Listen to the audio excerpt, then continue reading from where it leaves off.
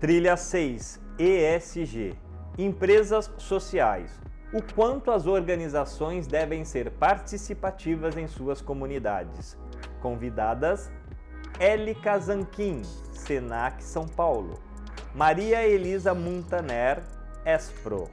Moderador: Daniel Consani. Olá, sejam bem-vindas e bem-vindos à roda de conversa número 3 da trilha 6 ESG deste RH Top 5 2024, que reúne as empresas e profissionais que conquistaram a indicação ao Top of Mind de RH deste ciclo de 2024. Eu sou o Daniel Consani, CEO do Grupo Top RH, e antes da gente começar, eu vou me descrever. Eu sou um homem branco de estatura mediana, olhos castanhos, cabelos curtos, barba e bigode também bem curtinhos. Estou em meu escritório, um ambiente bem iluminado, com alguma decoração atrás de mim, mas a parede é neutra e eu estou vestindo uma camiseta cinza escura. A gente vai explorar nessa atividade de hoje o seguinte tema: empresas sociais, o quanto as organizações devem ser participativas em suas comunidades. Quem vai participar hoje comigo é a Élica Prata Vieira Zanquim, coordenadora de cursos de desenvolvimento social e infraestrutura do Senac São Paulo. O Senac São Paulo está indicado ao top na categoria treinamento e desenvolvimento. E também participa com a gente a Maria Elisa Muntaner, especialista de inteligência de mercado do Espro. O Espro está indicado numa categoria especial deste ano, que está, na verdade, iniciando este ano, chamada Plataforma de Contratação de Jovem Aprendiz, Estagiário e Trainee. Eu agradeço a presença de vocês duas, da Élica, da Maria Elisa, e convido agora vocês também, a começar pela Élica, para que vocês possam se descrever também para a nossa audiência. Élica? Olá a todos, é um prazer estar aqui. Eu sou a Élica Prata Vieira Zanquim, eu sou uma mulher branca, olhos claros, cabelos também claros, loiros. Estou vestindo agora uma camiseta na cor preta, tenho atrás de mim uma parede na cor branca e algumas decorações ao meu entorno. Maravilha. Obrigado, Élica, mais uma vez pela sua participação. E agora passo a palavra para a Maria Elisa. Olá a todos, meu nome é Maria Elisa, eu sou uma mulher branca, cabelos médios, castanhos, olhos castanhos, eu uso óculos, eu estou com uma blusa preta que tem alguns detalhes coloridos e atrás de mim é uma parede branca mesmo, eu estou na minha casa. Maravilha, Maria Elisa, obrigado mais uma vez pela sua participação. Gente, quero começar essa nossa conversa, ou essa nossa roda de conversa aqui no RH Top 5 2024, convidando vocês a oferecer um panorama sobre qual é o estado das coisas quando a gente fala de um perfil social das organizações. Vocês têm percebido no contato com outras organizações e tudo mais, que as empresas e os gestores, os líderes organizacionais, os gestores de RH, estão sensibilizados para um tema que normalmente não habita, ou necessariamente não habita, as estratégias das organizações. E eu pergunto muito porque eu tenho percebido um pouquinho de esvaziamento do que a gente chamava de responsabilidade social hoje em dia, muito porque a gente tem outras prioridades nas organizações, mas é óbvio que esse é um tema que me parece fundamental, não é à toa que está aqui no RH Top 5, que a gente está debatendo, mas como é que vocês têm percebido o posicionamento ou o grau de maturidade de algumas empresas em relação a esse tema? E começo convidando a Élica a falar. Primeiro eu falo que a responsabilidade social ela é algo que, embora a gente ainda não tenha visto tanta força, né, como você mesmo disse, em relação a estou percebendo que tem um movimento, né, mas ela se fortalece quando a gente começa a alinhar os propósitos, né. Quando a gente trabalha com um perfil de responsabilidade social, quando a gente atua diretamente com as comunidades locais, a gente fortalece muito o engajamento e o pertencimento das pessoas, tanto de fora quanto interno dentro das empresas, né? É importante dizer que a responsabilidade social hoje em dia, ela está dentro da política de ESG dentro dessas empresas. E quando a gente trabalha com responsabilidade social, é muito forte, né, a gente estabelecer a conexão com a missão e com os valores dessas empresas, né? Então, o propósito, né, o aumento do propósito e o sentido de pertencimento, eles são conectados e nós temos ali um grupo de funcionários mais comprometidos, e isso tudo é dentro de uma política estabelecida da responsabilidade social. Então, mais do que nunca, é importante a gente falar de responsabilidade social para que a gente tenha dentro das empresas funcionários, líderes conectados com o propósito, missão, visão, valores das empresas e principalmente esse engajamento com os territórios. Maria Elisa, me parece que tudo que a Élica está trazendo tem a ver com o sentido de que a empresa não é. Qualquer empresa não existe no vácuo, né? Ela existe inserida numa comunidade, inserida na sociedade, e ela tem uma contribuição social a dar, ela pode ter um impacto social positivo a oferecer. Como é que você tem visto essa questão? Então, a gente vê dessa forma mesmo, né? O S, do social, do SG, ele é estratégico, ele tem que estar dentro da estratégia da empresa. E as empresas, elas estão em diferentes níveis, como você comentou, né? Tem empresas que estão usando muito bem esse S, trazendo várias relevância para a comunidade onde elas estão. E tem empresas que não, que ainda não despertaram para esse ponto, né? A gente vê muito que as empresas, como você comentou, né, elas estão inseridas numa comunidade. E quanto mais elas se inserem nessa comunidade e geração de renda, inclusão produtiva, ações sociais nessa comunidade, mais próspera se torna a comunidade, né? Porque é muito comum a gente ver licenças ambientais, né? Então, uma empresa para operar, ela tem que ter uma licença ambiental. Mas e a licença social? É um tema novo que vem surgindo.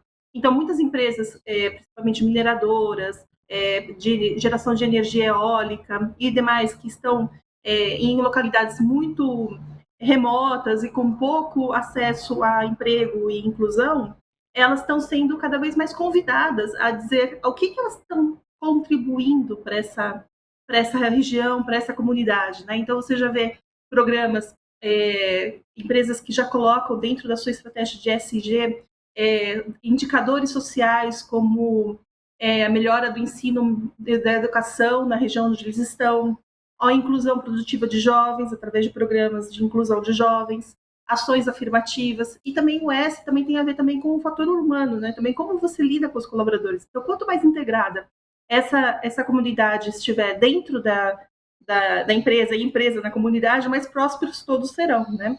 E isso não estou falando apenas de uma região remota no Nordeste ou Centro-Oeste. A gente pode ter isso também em regiões como uma cidade como São Paulo, né? A gente tem um parceiro que ele é de grande varejo e ele faz ações sociais na comunidade onde ele está inserido. Então, ele faz geração de renda, programas de geração de renda, de inclusão, para contribuir e agregar valor naquela região. Perfeito. Esse senso de comunidade, eu acho que ele nem sempre é estimulado na nossa educação, né, no nosso país como um todo, e principalmente a gente, assim, por exemplo, eu cresci em São Paulo, e esse senso de pertencimento, de comunidade, ele é mais difícil de alcançar em algum sentido. E eu estou falando isso porque me parece que quando a gente fala do impacto social que uma empresa pode ter junto a uma comunidade, eu acho que vem muito de dentro. Embora, em algum sentido, também venha do poder público, né? O poder público cria leis que as empresas têm que atender e tudo mais. Como é que vocês veem essa questão? Quer dizer, é melhor que sejam criadas leis para que as empresas possam efetivamente cumprir os seus papéis como um membro justamente para gerar um impacto positivo na sociedade? Ou é possível que, de fato, se construa isso a partir de dentro, começando pela Maria Elisa? O ideal é que seja construído por tudo, né? Pelo poder público, pelo terceiro setor. Isso, as organizações sociais são importantes, né? Porque elas fazem o elo entre o poder público e as empresas, entre as empresas e, sobretudo, com a comunidade.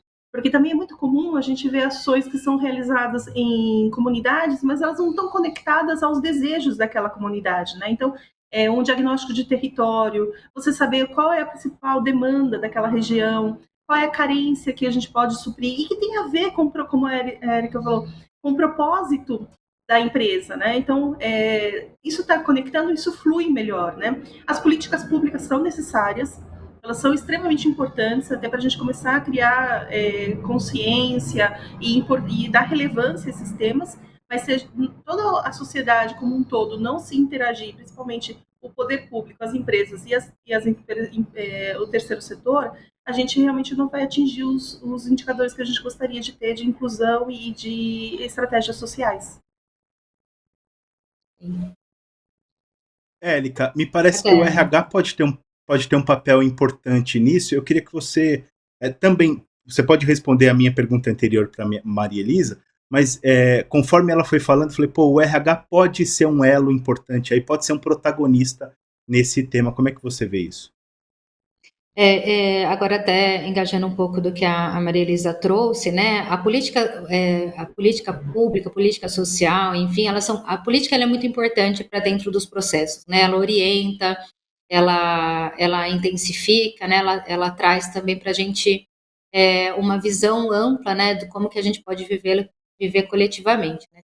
E é bem importante a gente dizer isso, que ao estabelecer uma política, a política ela pode partir também da comunidade, né, da escuta da comunidade. Então, muitas ONGs, muitas OSCs, né, que hoje é o termo correto, as OSCs, a participação da comunidade, principalmente nos conselhos participativos, elas geram as políticas públicas, né? Então, é bem importante que as políticas públicas sejam construídas com a comunidade para que elas encontrem um sentido naquilo. Então, só a política construída, ela pode ficar arquivada e a gente não conseguir operacionalizar essa política. Então, é bem importante que quando ela é construída a partir de uma visão e uma necessidade local, ela tem mais força. Então, é sempre importante que as políticas sejam estabelecidas, né, dentro desse olhar coletivo, né, porque aí as pessoas se sentem engajadas. Quando a gente coloca isso para dentro de uma esfera corporativa, né, para dentro do cenário da área de recursos humanos, hoje a área de recursos humanos ela precisa ser mais propositiva, né? Então hoje ele exige já de um recursos humanos muito atento, né, às relações pessoais. Então quando a gente fala desse estabelecimento é falar sobre os programas de voluntariado corporativo, é investir mais em projetos com a comunidade, é adotar a prática de responsabilidade social, a ESG, né, e saber como que essas duas elas são conectadas, porque não se separa a responsabilidade social dentro das políticas de ESG, e principalmente, né, o RH local comunicar suas ações de forma transparente, né, tanto para o público interno quanto o público externo.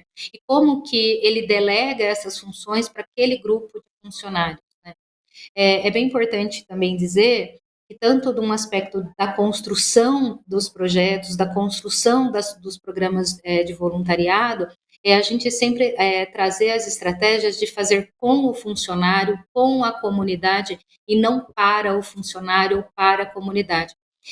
A palavra com e a palavra para, nesse momento dos programas de voluntariado corporativo ou adotar práticas de responsabilidade social, ela tem muito efeito. Então, eu trago aqui um olhar da prática, que ela é muito importante, né? Então, da escuta ativa, da escuta colaborativa, de pensar nas estratégias que tenham ali essa escuta local. Então, hoje o RH, ele precisa ser muito propositivo nessa linha de frente, né, de como que eu vou desenvolver estrategicamente esses programas com uma escutativa. E a partir dessa escutativa, por que não a gente começar a falar de trazer o poder público, porque o poder público ele é conectado com aquela comunidade, ali o poder público a gente tem acesso a direitos. Então, quando uma comunidade vê você, profissional do RH, ali dentro daquele território, ali ela vê sonhos, ela vê possibilidades, ela vê mundo do trabalho, ela vê um monte de conexão. E só a empresa não daria conta, né? Ela não dá conta de resolver todos esses problemas de uma sociedade. Então, é bem importante que a empresa também esteja atrelada com o poder público, né? Pense nessas ações com o poder público, porque a gente consegue fazer transformação pelo trabalho colaborativo, né? E de várias frentes. Então, nós temos o lado corporativo, do poder privado, a gente precisa do poder público, a gente tem os funcionários dentro da empresa, né, nos funcionários internos, e a gente tem essa comunidade. Então, é bem importante a gente pensar nessas estratégias, pensando que a gente não vai dar conta do trabalho social sozinho e a gente precisa fazer um trabalho conjunto. Ninguém vai resolver os nossos problemas sozinho, realmente é muita coisa para a gente resolver, né? Maria Elisa, eu queria te perguntar também com relação ao papel do RH, como é que você tem visto isso? E já emendar perguntando também, o que você tem visto de mais interessante nessa seara? Em termos de cases e tudo mais, quais são as estratégias que têm se destacado quando a gente fala da presença social positiva que uma empresa pode ter junto à sociedade e à comunidade? Bom, primeiro que eu concordo com vocês dois que realmente não também é um peso muito grande, né? Que um grupo só resolva todos os problemas de desigualdade sociais que a gente enfrenta, que são muitos num país como o nosso, né? Então a gente tem visto assim, casos muito interessantes. E quanto mais conectado estiver a empresa com as políticas públicas e com mais sucesso tem, né? Então, assim, um caso que a gente tem no ESPRO, que é esse de uma comunidade aqui de São Paulo, onde uma empresa de varejo que está bem tem a comunidade bem próxima, ela usa para a inclusão de jovens aprendizes os jovens dessa comunidade. Então, isso ela capacita, engaja, traz o pertencimento, e aí ela não só para jovens aprendizes, mas também como porta de entrada para o primeiro emprego dentro da empresa. E ela também capacita pessoas da comunidade para prestar pequenos serviços, que é uma empresa que trabalha com brincolagem, né? Então, ela sempre está recomendando profissionais. Então, a gente faz também oficinas de geração de renda, que capacita pessoas mais velhas a terem uma ocupação, uma outra fonte de renda para além daquelas que ela já tem. Então, isso a gente vê que é um projeto simples, né? É você usar uma comunidade próxima usando uma política pública que é do jovem aprendiz, fazer a inclusão, mas isso, para a vida desse jovem, traz uma transformação incrível, porque se você pensar aqui no Brasil, a gente tem 24% dos jovens entre 18 e 24 anos que são sem trabalho e sem oportunidade, sem estudo. Quando eles passam para o programa de aprendizagem, esse número cai para 8%. E a gente tem também, depois do programa de aprendizagem, 77% dos jovens empregados, né, como CLT, em grandes empresas. Então, assim, é uma política pública que, se cumprida, né, hoje no Brasil a gente tem um potencial de 1 milhão de vagas, né, para o programa Jovem Aprendiz, isso transformaria a vida de muita gente, né. Aí depois tem outros cases super interessantes que a gente vê também, que estão muito ligados à educação. Então, como que eu interfiro não, como eu apoio a rede de educação de escolas da região que eu estou, os professores, a capacitação de cursos. A gente também tem uma formação para o mundo do trabalho, que é antes do programa de aprendizagem. Então, eu vou capacitando esse jovem para o sonho, que acho que foi a Élica que falou, né? E quando o RH está dentro da comunidade, é uma potencialidade de sonho, né? Então, quando você leva a possibilidade para um jovem que talvez nunca tenha, eu estou em São Paulo, vou dar esse exemplo, nunca tenha entrado na Paulista, pisado na Paulista, você diz assim, não, você pode trabalhar numa grande empresa, da Paulista, da Faria Lima, da Berrini, ou de onde você quiser. E você tem essa possibilidade através de uma política pública. Então, esse sonho, e como você pode dali sair para o ensino superior, e você vai conseguir construir sua carreira. Então, a gente tem esse caso que é, para nós, assim, a inclusão produtiva do jovem como um grande fator de transformação. Fantástico, fantástico. Élica, o que você tem visto também de mais interessante por aí no Senac São Paulo? Sim, aqui no Senac a gente atua muito com as comunidades, né? Então é uma prática, principalmente da nossa política Senac de gratuidade. Então a gente tem percorrido muitos territórios. Eu venho desses territórios e privilegiar, como a Maria Elisa disse, a contratação de pessoas que moram no entorno. Ela traz muita potência para dentro daquela comunidade. uma dica, né, inclusive para as pessoas que estão nos assistindo, né, e tanto a Maria Elisa quanto eu aqui representando o Senac, né, que tal fazer essas parcerias com instituições educacionais para capacitar a comunidade frente a esse mundo do trabalho?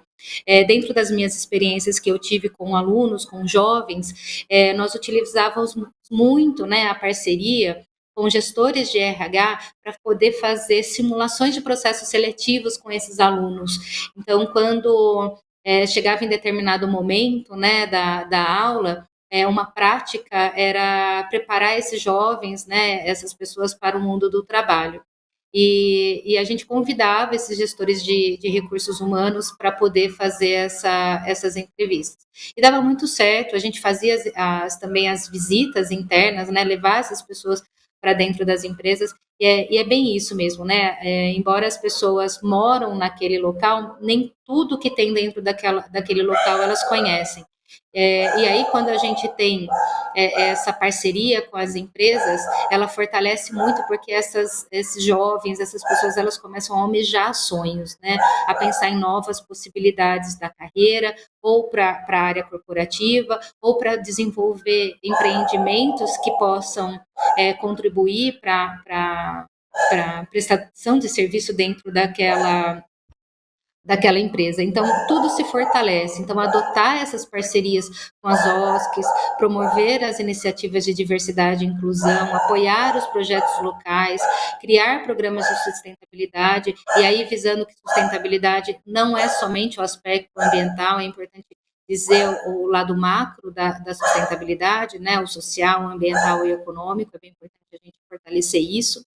E trazer essas ações. Então, dentro do Senac, a gente tem muitas experiências nesse sentido, também trazemos essa experiência do jovem aprendiz, né, onde a grande maioria são contratados por essas empresas a partir do momento que se tem essa relação. Porque as empresas também procuram por jovens, né, que estão ali buscando também um primeiro emprego, ou as famílias, né, que estão procurando também uma recolocação. Quando a gente faz essa aproximação, é muito benéfica a todos.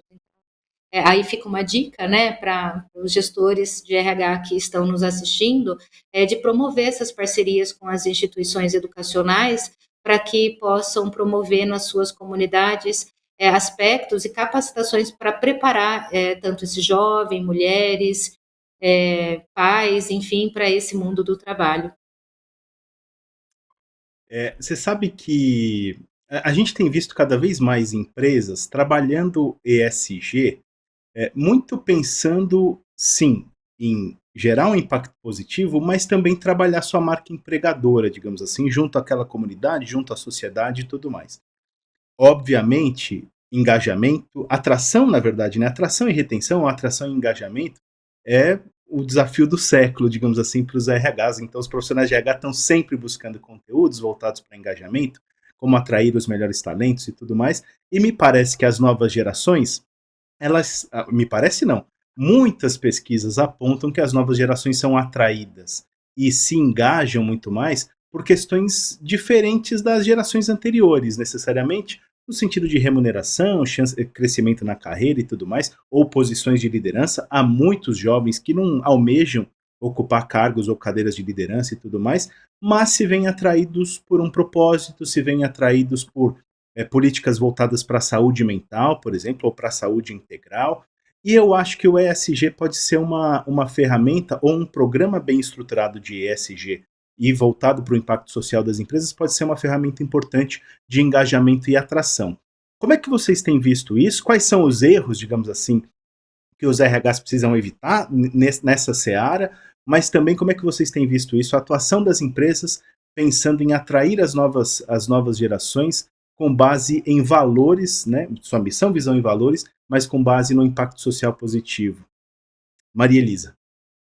Você tem toda a razão, esse assunto é muito importante, os RHs têm que estar muito antenados, né, com essa nova geração que vem vindo. A gente no ESPRO tem uma jornada de pesquisas, a gente faz diversas pesquisas com o jovem e já vem apontando que o propósito é importante, eles querem empresas onde a diversidade seja um fator importante, então não adianta mais não trabalhar mais esse ponto, isso é fundamental agora para a gente conseguir E o engajamento, a gente vem percebendo, por exemplo, no nosso programa de Jovem Aprendiz, 31% dos jovens são efetivados logo após o término do contrato pela própria empresa que fez a aprendizagem.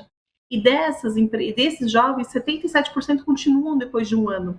Então, o programa de aprendizagem também é uma forma de trazer a cultura da empresa para o jovem, mas também a empresa tem que estar antenada que a cultura do jovem ela traz outra riqueza, né? Então, quanto mais você... Hoje, atualmente, é a primeira vez da vida moderna, né, a gente fala do trabalho, que a gente está trabalhando com 4 gerações. Né? Então, a gente está trabalhando com pessoas da baby boomers até a geração Z. Então, isso requer uma outra forma de lidar, uma outra forma dos RHs conversarem, né?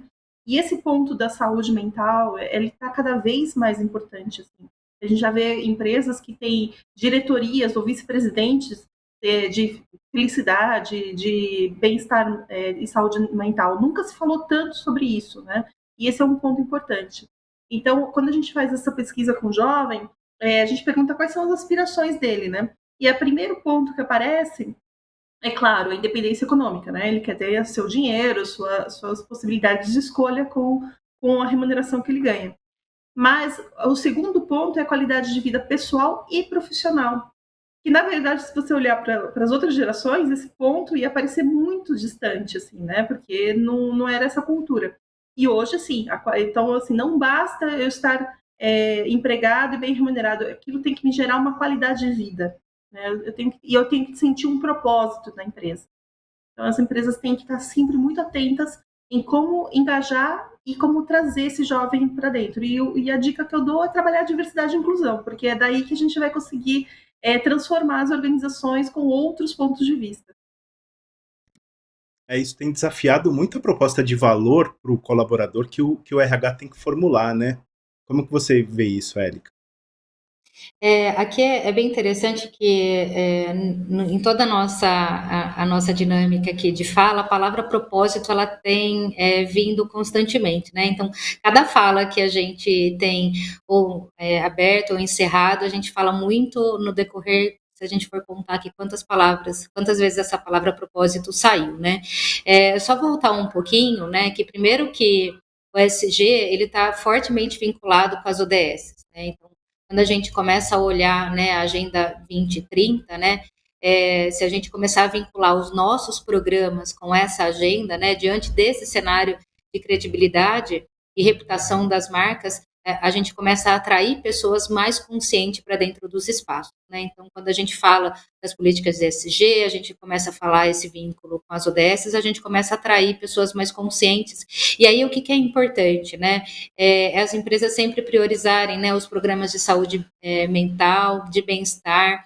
É importante a gente falar da igualdade de gênero, é importante a gente começar a falar das ações do trabalho decente, das reduções de desigualdade e, principalmente, falar da permanência. Quando a gente está falando que eu vou trazer um programa de igualdade de gênero para dentro da minha empresa, enfim, mas a gente começa a perceber também essa permanência, né? Quando eu falo que um jovem aprendiz ali está vindo com o propósito da garantia financeira, enfim, mas depois se ele se percebe dentro, longe do seu propósito, ele vai embora. Quando ele percebe que essa empresa, em determinados momentos, já não tem mais aqueles valores que até a princípio ele achou que ele tivesse, né, ou ela achou que tivesse, eles vão embora.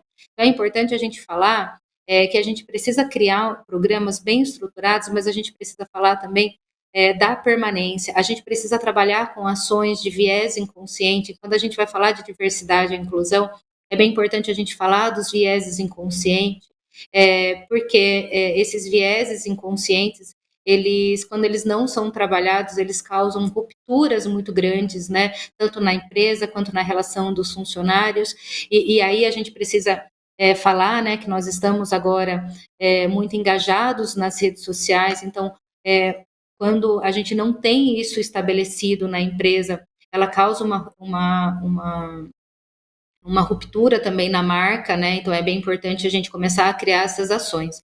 Então, no meu modo, né, no meu jeito de pensar e no que eu tenho visto também, né, como prática, hoje as empresas elas estão trabalhando muito com a igualdade de gênero, pensando na permanência, políticas de trabalho de diversidade e inclusão, mas olhando e prestando atenção nesse viés inconsciente, trazendo temas, né, sobre capacitismo e tantas outras coisas que podem prejudicar no decorrer ali do trabalho, né, porque aí a gente não pode esquecer que a gente é dentro e fora, né, a gente não é uma camiseta de vestir, né, então dentro da empresa eu visto e depois lá eu saio, né, então é bem importante esse respeito e esse contato com o outro.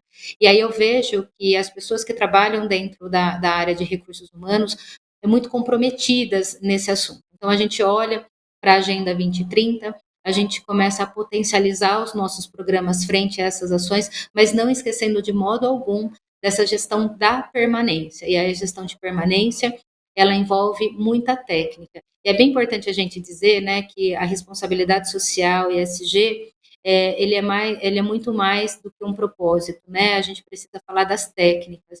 Então, a gente precisa voltar para esse caminho também de como que a gente vai montar, né, criar esses programas de modo muito estruturado, com visões estratégicas, né, então, olhando para a diretoria, olhando para a área de recursos humanos, olhando para toda essa cadeia produtiva que a gente tem dentro dessa área de negócio, para que a gente consiga criar uma sustentabilidade dentro desses projetos.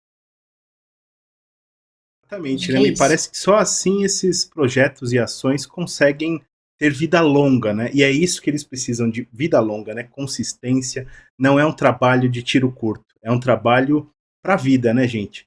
Élica, Maria Elisa, quero agradecer imensamente a participação de vocês, desejar todo sucesso, tanto para o Espro quanto para o Senac São Paulo, tanto nos negócios quanto no Top of Mind de RH também.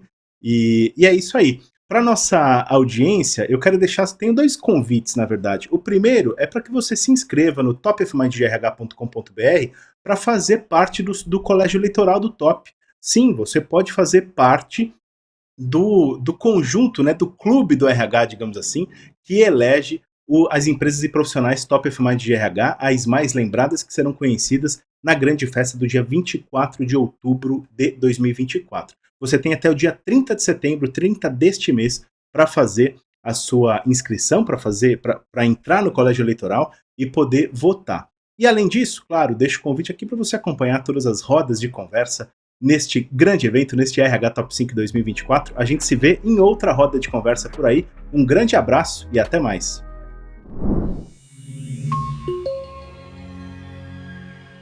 As votações para a edição 2024 do Prêmio Top of Mind de RH terminam no próximo dia 30. Acesse, inscreva-se e vote! A entrega do Prêmio Top of Mind de RH 2024 acontecerá no dia 24 de outubro, a partir das 17h30, no Tóquio Marine Hall. Adquira seu ingresso com antecedência.